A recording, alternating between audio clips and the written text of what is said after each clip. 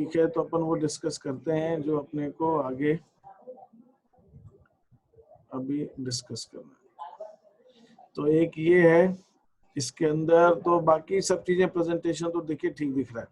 Answer को detail आप check कर लीजिएगा, ठीक है, उस जो मैंने आपको सोल्यूशन भेजा है उससे। बाकी मुझे जो मेन चीज देखनी वो दूसरा, इसके अंदर हम हर ट्रांजेक्शन के बाद एक लाइन तो ड्रॉ करेंगे।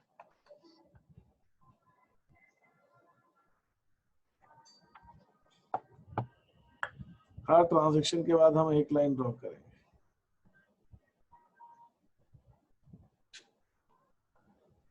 ठीक है, that has to be drawn. यहाँ पे एक नीचे एक लाइन ड्रॉ हो जाएगी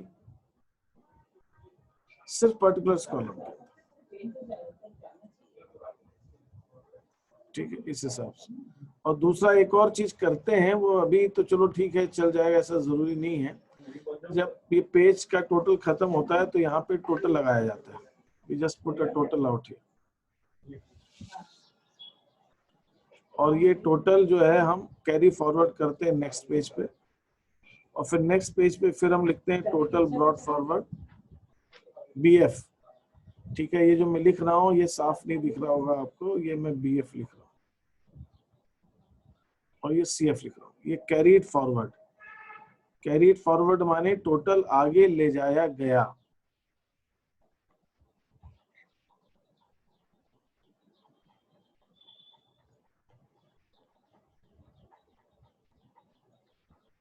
CF। और नेक्स्ट पेज पे लिखते हैं ब्रॉड फॉरवर्ड,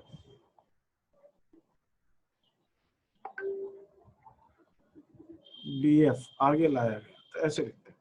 तो जो टोटल है उस पेज का वो दोनों, क्योंकि दोनों जनरल एंट्री में दोनों टोटल सेम होना चाहिए, फिर नेक्स्ट पेज में पहले लिखते हैं ब्रॉड फॉरवर्ड, फिर बाकी आगे के लिखते हैं।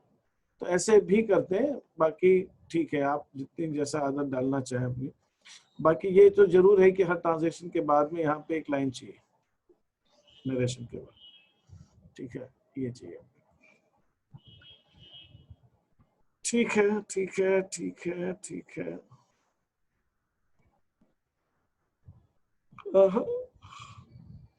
ये एंट्री तुम्हारी गलत हो जाएगी। कमीशन रिसीव किया तो कैश टू श्याम नहीं होगा, भले ही श्याम से मिला है लेकिन यहाँ पे कैश टू कमीशन आएगा। हम कैश टू श्याम क्यों नहीं कर सकते बताइए आराध्या, हम कैश टू श्याम क्यों नहीं कर सकते? मैंने हिंट दे दिया आपको, कैश टू कमीशन आएगा लेकिन कैश टू श्याम क्यों नहीं कर सकते? रेंट रिसीव्ड, यहाँ पे भी कैश टू रेंट आएगा, कोमल का नाम नहीं आएगा। तो हम कोमल का नाम क्यों नहीं लिख रहे हैं? रेंट क्यों लिख रहे हैं? कमीशन क्यों लिख रहे हैं? श्याम का नाम क्यों नहीं लिख रहे? बोलिए लीशा या आराध्या में से कोई भी। ये रेवेन्यू है। हाँ ये रेवेन्यू है, और दूसरा अगर मैं यहाँ पे श्याम लिख दूंगा तो श्याम लायबिलिटी हो जाएगा। हाँ। तो शाम को हमें पैसा थोड़ी देना है भैया, कमीशन का मेहनत का कमाया अपन ने पैसा, उसको शाम को देना थोड़ी है। मैं अगर ये एंट्री करता हूँ कैश टू श्याम, इसका मतलब क्या हुआ? ये श्याम मेरी लायबिलिटी है, लायबिलिटी बढ़ रही है तो मतलब मुझे शाम को पैसा देना है। मैंने शाम से लोन लिया एक तरह का, ये लोन नहीं है, ये तो शाम को क्रेडिट नहीं कर सकते। हमें कमीशन मिल रहा है तो हम कमीशन लिखेंगे रेवेन्यू। रेंट मिल रहा है तो मैं कोमल को क्रेडिट करूंगा तो मतलब लायबिलिटी बढ़ रही है। ये लायबिलिटी नहीं हो, लायबिलिटी थोड़ी है, वो तो किराया मिल रहा है अपने को, अपन ने रेवेन्यू अर्न किए, तो पार्टी का नाम लिखने से वो लायबिलिटी हो जाएगी। अब यहाँ पे भी पेड कमीशन, हाँ ये भी देखो यहाँ, ठीक है, यहाँ तुमने इंटरेस्ट दिया, इंटरेस्ट डेबिट किया, समझ में आ गई। यहाँ पे भी कमीशन दिया तो कमीशन आएगा, नूतन का नाम नहीं आएगा। नूतन को डेबिट कर रही मतलब नूतन तुम्हारी डेटर बन जाएगी ना, नूतन से लेना रहेगा पैसा, नूतन से लेना थोड़ी है अपने को पैसा। नूतन ने तो काम किया है, उसके बदले अपन उसको कमीशन दे रहे हैं, ठीक है। जैसे तुम लिख रहे हो सैलरीज टू कैश, वैसे लिखा जाएगा।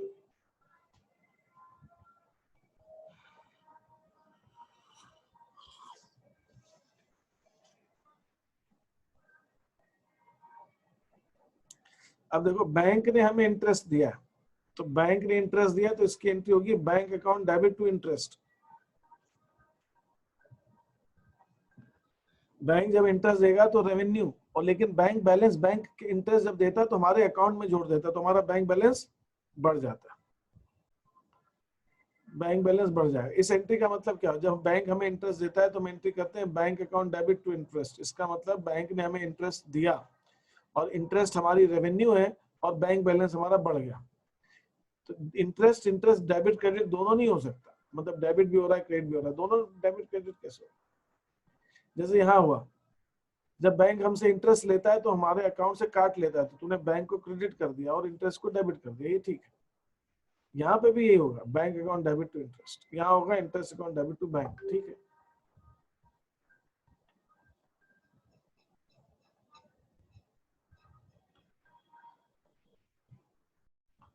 अब हमने फर्नीचर 500 रुपए प्रॉफिट में बेच दिया, तो इसको रेवेन्यू नहीं बोलेंगे, इसको बोलेंगे गेन।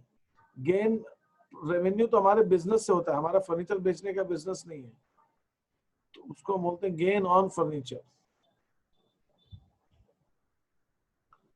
Gain on furniture. अब फर्नीचर खरीदने में जो खर्चा होता है, तो फर्नीचर ये एक्सपेंस डेबिट कैसे हो गया? एक्सपेंस डेबिट थोड़ी, ये फर्नीचर बेचा अपन ने, अच्छा बेचा है तो उसमें लॉस हुआ है, तो यहाँ गेन आएगा और यहाँ लॉस आएगा।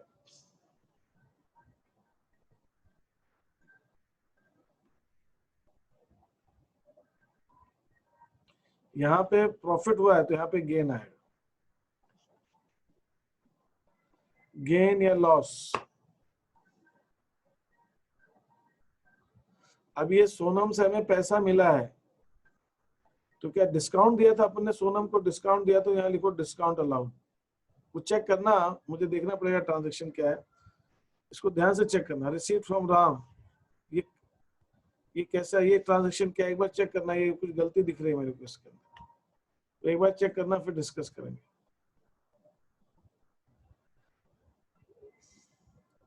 गुड्स खरीदते हैं तो गुड्स अकाउंट नहीं लिखना है अपने को, परचेजेस अकाउंट यूज करना है, परचेजेस अकाउंट। एक एक ट्रांजैक्शन को अच्छे से चेक करना। ये जो गलती हो रही है, मतलब पहले तुमने उसको ढंग से चेक नहीं किया मेरे ख्याल से, जो सोल्यूशन मैंने तुमको भेजा है। सर सोल्यूशन मैंने आज ही देखा। नहीं मतलब आज का नहीं, मतलब पहले का, पहले जो भेजा है, इसके अंदर भी कुछ मिस्टेक दिख रही है मेरे। इसके अंदर जो भाड़ा दिया है वो उसका नाम लिखा है, फ्रेट एक्सपेंस का नाम लिखना है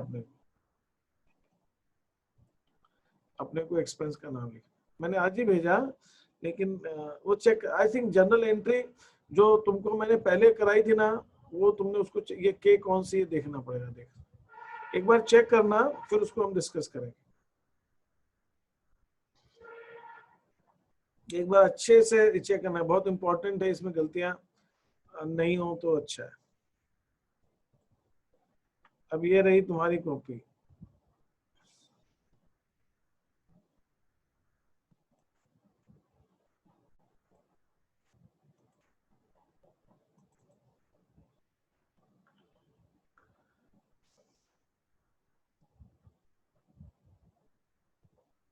अब हाँ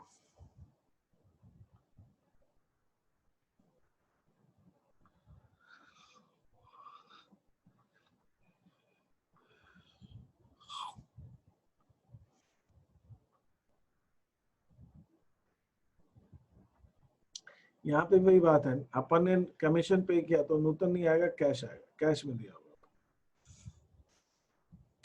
चेक कर लेना, वैसे फिर भी वो ट्रांजैक्शन क्या है, लेकिन फिर भी वो हो नहीं सकता ऐसा ट्रांजैक्शन।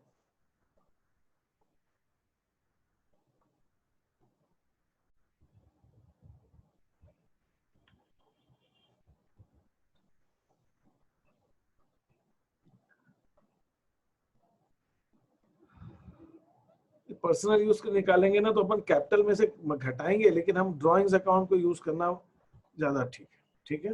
ड्राइंग्स ये पर्सनल यूज के लिए निकाला, अच्छा ठीक है, यहाँ पे भी ड्राइंग्स आएगा। बैंक ने हमें बैंक पे इंटरेस्ट नहीं, बैंक अलाउड इंटरेस्ट।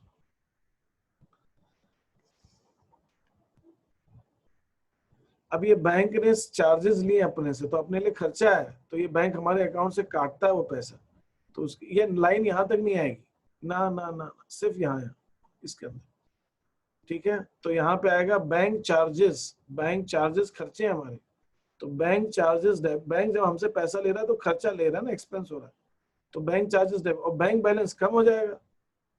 तो जब भी बैंक हमसे चार्जेस लेगा तो बैंक चार्जेस तो डेबिट होंगे, खर्चे हैं, और बैंक बैलेंस कम होगा, है ना। इस एंट्री का मतलब ये हो गया कि बैंक चार्जेस हमको मिल रही है, हमारी इनकम है, हमारी इनकम नहीं है, हम तो दे रहे हैं।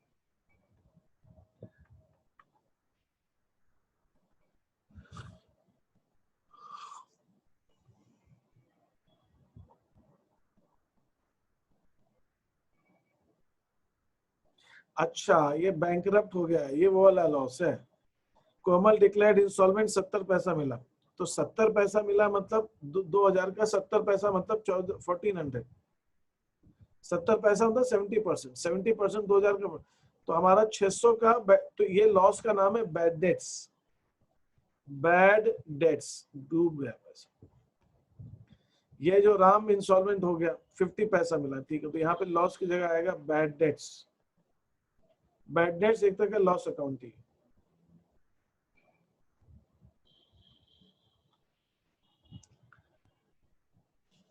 नहीं, अपन कोई एसेट खरीदते हैं तो एसेट खरीदने में जो खर्चे लगते हैं वो एसेट में ही जोड़ देते हैं अपन, तो यहाँ पे ये अलग से नहीं आएगा।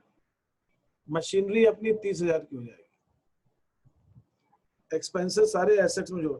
हाँ, गुड्स के केस में परचेजेस है और ये खर्चे हम अलग से दिखाएंगे, ये ठीक है।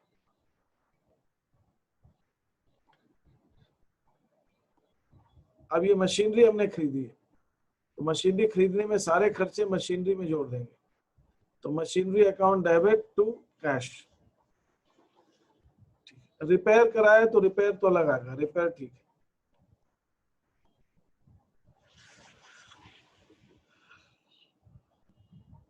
ये देखना है मुझे ट्रांजैक्शन, ये जो सीमेंट वेमेंट खरीदा है हमारा शायद बिजनेस कंस्ट्रक्शन का है या इसका है। अगर ये बिल्डिंग बनाने के लिए खरीदा है तो ये बिल्डिंग के अंदर आएगा। अगर हमारा बिजनेस है इन चीजों का, सीमेंट वेमेंट का, तो परचेजेस में आएगा। हम ये सीमेंट और टिम्बर और ब्रिक्स का अलग अलग अकाउंट नहीं खोलेंगे। ये सब बिल्डिंग बनाने के लिए खरीदा तो बिल्डिंग में जोड़ दो, बेचने के लिए खरीदा तो परचेजेस में जोड़ दो।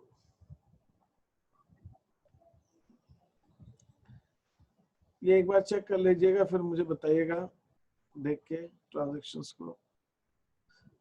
अब देखो, इनकम टैक्स जो होता है, इनकम टैक्स उस पर एक किसी व्यक्ति की इनकम पे लगता है, तो ये इनकम टैक्स ओनर को देना था जो हमने बिजनेस ने दिया, और जीएसटी हमारा है, तो इनकम टैक्स को हम ड्राइंग्स में लिखते हैं। क्यों? क्योंकि इनकम टैक्स ओनर का है, बिजनेस का नहीं है। जब भी इनकम टैक्स दिया होगा तो आपको उसको ओनर का ही मानना है, तो drawings account debit, GST account debit to cash. ये वाला ट्रांजैक्शन जो है तुम्हारा जो इनकम्प्लीट है, इसको एक बार चेक करिएगा, फिर मुझे बताइएगा।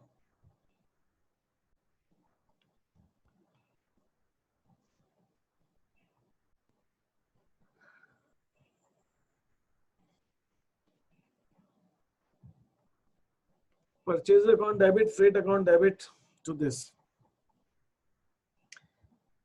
अब ये हमने फर्नीचर खरीदा, तो ये फ्रेट वेट सब फर्नीचर में जोड़ देंगे, 25,000। और गुड्स खरीदेंगे तो खर्चा अलग दिखाएंगे, एसेट खरीदेंगे तो एसेट में अंदर ही जोड़ देंगे।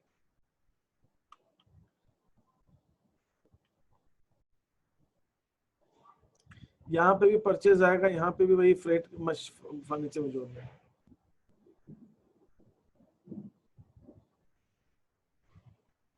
ये बैंक चार्जेस क्रेडिट नहीं होगा, बैंक चार्जेस हमसे ले रहा है बैंक, तो bank charges debit to bank. Bank हमसे बैंक चार्जेस ले रहा है, हमारे लिए वो खर्चा।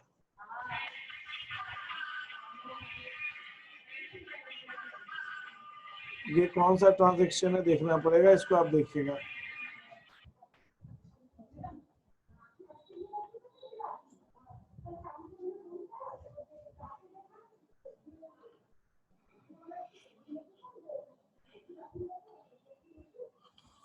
ये एक बार चेक कीजिएगा, ये समझ में नहीं आ रहा है एक बार से। गुड्स हमने वापस किया तो यहाँ पे आएगा परचेज रिटर्न्स, गुड्स उसने वापस किया तो ये आएगा sales returns.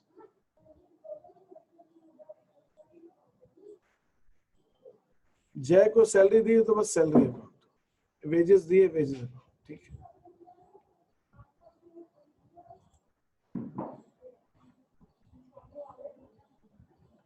Sold furniture, furniture बेचा अपन ने, तो क्या एंट्री होगी? Cash account debit to furniture ना, फर्नीचर टू सेल्स थोड़ी होगी भाई, जब बेचा तो पैसा आएगा तो कैश आएगा। फर्नीचर क्रेडिट तो सेल्स तो हम गुड्स के लिए लिखते हैं, फर्नीचर के लिए नहीं लिखते। एक बार सब चेक करके अच्छे से मुझे बताइएगा। मैंने आज और आपको भेजा, उसको भी आप ट्राई कीजिए, फिर देखते हैं। ठीक है,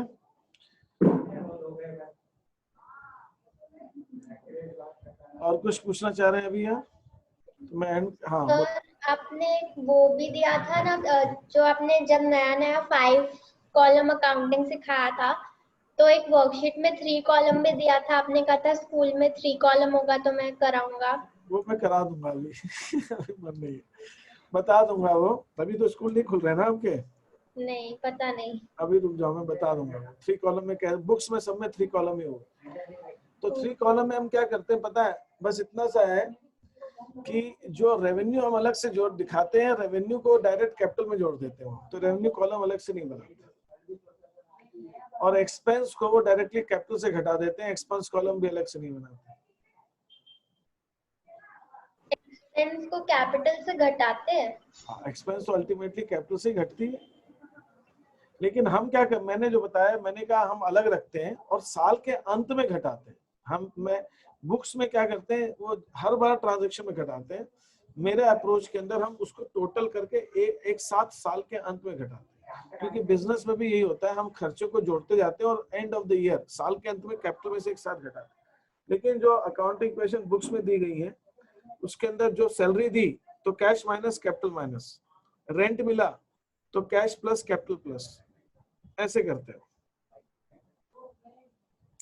है ना? रेंट मिला तो रेंट इनकम हुई तो कैश में प्लस और कैपिटल में प्लस। हम क्या करते हैं, रेंट मिला कैश में प्लस रेवेन्यू में प्लस, वो कैपिटल में प्लस, रेवेन्यू बनाती नहीं। एक ये, और एक और फर्क है, अगर मान लीजिए 2000 के गुड्स 3000 में बेचे, तो वो क्या कहते हैं कि गुड्स में माइनस करो 2000, कैश में 3000 जोड़ो और 500 रुपए कैपिटल में जोड़ो। 500 रुपए का प्रॉफिट हो गया, उसको कैपिटल में जोड़ो। ठीक है, 2500 के गुड्स 3000 में बेचे तो 3000 कैश आया, 3000 कैश में प्लस, 2500 गुड्स में माइनस, 500 रुपए प्रॉफिट कैपिटल में प्लस। तो ये कुछ तरीके हैं, तो वो है। फिर भी मैं बता दूंगा, क्योंकि वो तरीके में interest on capital, interest on drawings वगैरह में ज्यादा दिक्कत है, तो उसमें हम चाहिए। ठीक है, और मैंने जैसे आपसे कराया कि मैंने अकाउंटिंग इक्वेशन करा के, अकाउंटिंग इक्वेशन से हम जर्नल एंट्री पे आ गए। स्कूल में अकाउंटिंग इक्वेशन अलग पढ़ाएंगे, जर्नल एंट्री अलग पढ़ाएंगे, तो इसलिए वो जो पढ़ा रहे हैं वो करा लेते। ठीक है, उससे उनको फर्क नहीं पड़ेगा। आपको मेनली वो जर्नल एंट्री अच्छे से आनी चाहिए। ठीक है, सो अभी आप ये क्वेश्चन जो मैंने एक और शीट भेजी है, सॉल्यूशन भेजा है, इसका आप अच्छे से चेक करें। इसमें कई गलती आपको समझ में आएगी, गुड्स कहाँ यूज करना है, कहाँ नहीं यूज तो करना ही नहीं, गुड्स परचेजेस या सेल्स ही यूज करना है। तो आप तब उसके बाद आप वो वाला शीट ट्राई कीजिएगा, उसमें कुछ गलतियां और होंगी, फिर अपन उसको और डिस्कस करेंगे। ठीक है, लेकिन लॉजिक समझ के कीजिए, जो भी कीजिए प्लस माइनस कीजिए, वो क्यों हो रहा है, कैसे हो रहा है, वो लॉजिक समझ के कीजिए। कुछ पूछना है अभी? ठीक है, मैं एंड कर रहा हूँ सेशन।